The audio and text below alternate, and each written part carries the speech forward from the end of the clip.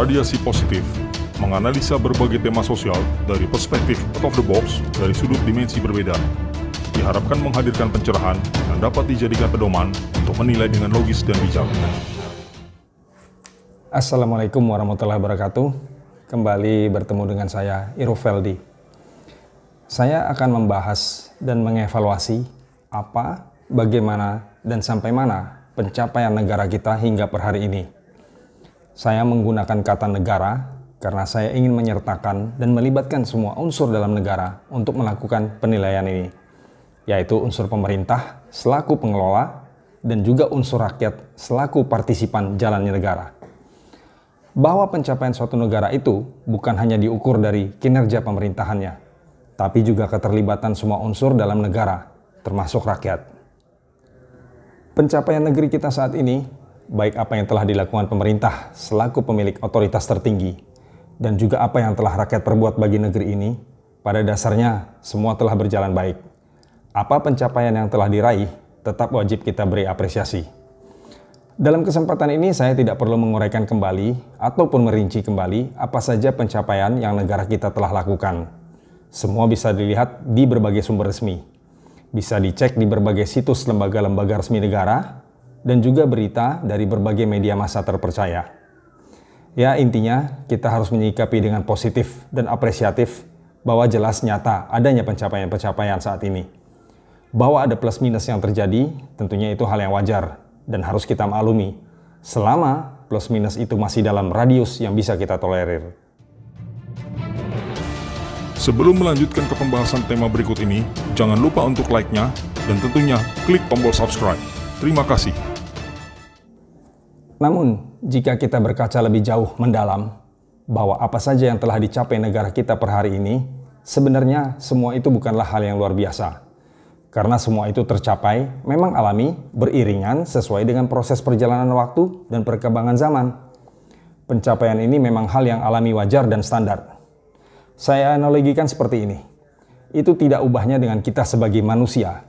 Seiring perjalanan waktu, seorang anak manusia akan tumbuh alami menjadi besar, menjadi dewasa, lalu berkeluarga, lalu di kemudian hari menikah, memiliki anak, dan beranjak dewasa, dan lalu berujungnya dengan menua.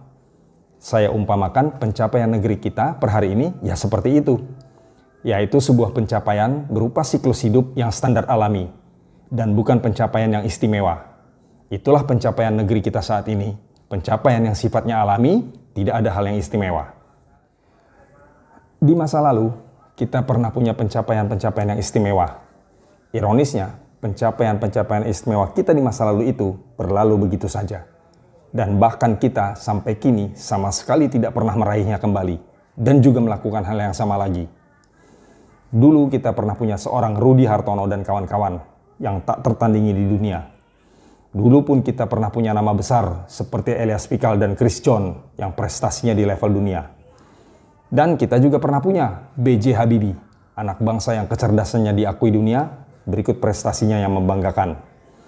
Dan dulu pun kita juga pernah merasa hidup dengan perekonomian yang tidak di bawah tekanan seperti sekarang, di mana nilai dolar tidak sefantastis yang terjadi sekarang.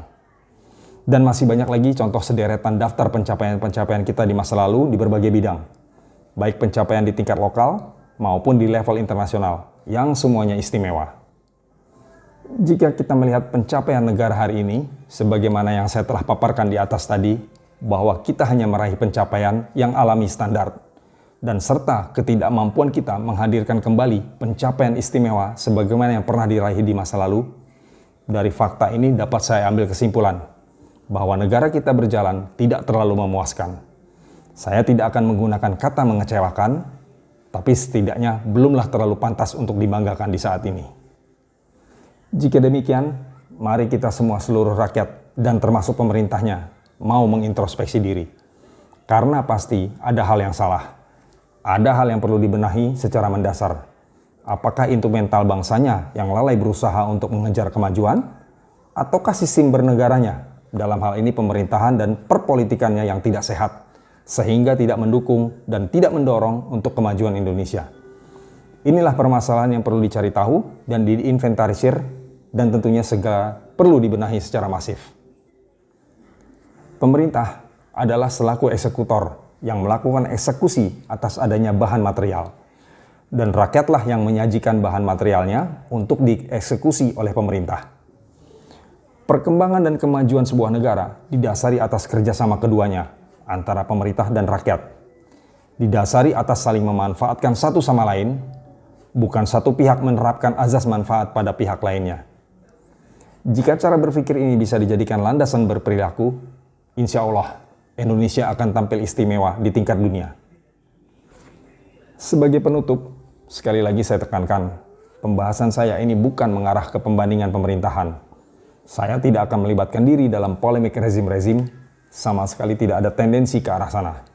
Karena sesuai dengan penekanan saya di awal, saya membahas ini dalam konteks suatu negara secara utuh lengkap, di mana di dalamnya ada unsur pemerintah dan juga seluruh rakyat. Jadi, konten saya ini adalah membahas secara lengkap antara pemerintah dan rakyat, bukan pemerintahnya atau bukan rakyatnya, tetapi secara lengkap keseluruhan. Demikian pemaparan dari saya ini, kiranya dapat disikapi dengan positif dan bijak, dan tentunya semoga bermanfaat, dan semoga bisa diambil kesimpulan untuk memperbaiki, untuk melakukan hal-hal yang bermanfaat di kemudian hari bagi negara ini. Tetap jaya Indonesiaku. Wassalamualaikum warahmatullahi wabarakatuh.